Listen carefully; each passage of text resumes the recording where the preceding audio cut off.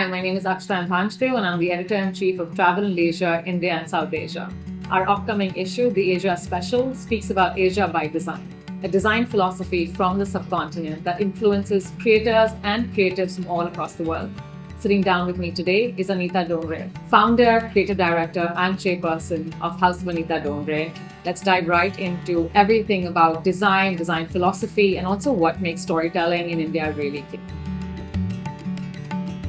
So what were those early travel memories that you have? Well, the earliest memory is the train. So we had to go from Bombay to Savai Madhopur, and from Savai Madhopur we had to change trains, which is the most exciting bit because we used to have 5 minutes to go, and then we used to go in that steam train which is run on coal. The Savai Madhopur was just fascinating for me, and train travel is what I remember the most. What was the early design inspiration? The very first time I designed something of my own was actually lark bangles. From where my grandmother's house was, to the left there was a market, towards Hawa Mahal, Jori Bazaar. Yeah. And this artisan used to sit on the road in his little shop, and he used to make lark bangles. And I got really friendly to him, and I used to sit there with him. He used to have all these beautiful, colorful bangles, and you say, which one do you want me to make in your size? And I used to say, no, I want to make my design. So I used to mix colors, mix sizes, do different things, and used to feel thrilled with the fact that he was making them to what I want them. So when I realized that I always want to do something different. They literally tie and dye in Hawa Mahal outside on the road itself. So I used to sit with the bandhni wala, get my own colors done, get my own designs done. Can you take us to one of your travels where perhaps there's a design philosophy you've noticed? What inspires me more is the woman I see in Rajasthan. Just finished my rewild show in Jaipur, and we were driving back,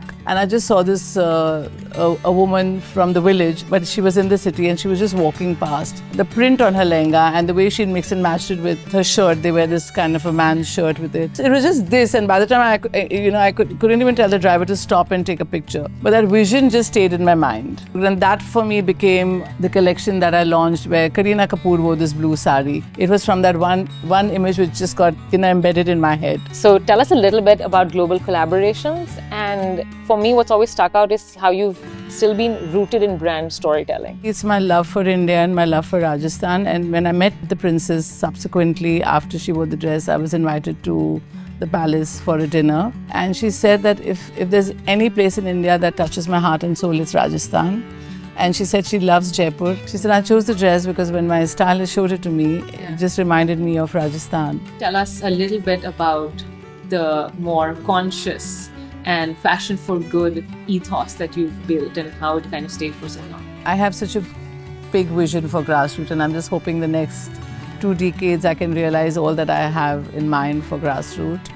Taking Indian craft, especially from rural India, is very important to the rest of the world, because I think it's very important to keep an artisan occupied with work in his or her place of where they live. Speaking about digitization and a certain sense of globalization, has there been any international designers you've been inspired by, especially with the philosophy, design for good or fashion for good? I truly admire Stella McCartney. Love the work that she does with impact. I love how she's built a luxury brand but built it without animal cruelty. I keep learning from her, and I'm usually inspired by her. Quickly going to go into rapid fire now. Most design forward destination? Jaipur.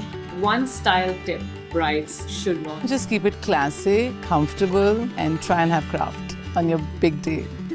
Most underrated Indian destination for craft? One state I've been planning to visit is Orissa. I will have to make a trip next year. Now this is on camera and recorded. Thank you so much. Thank you.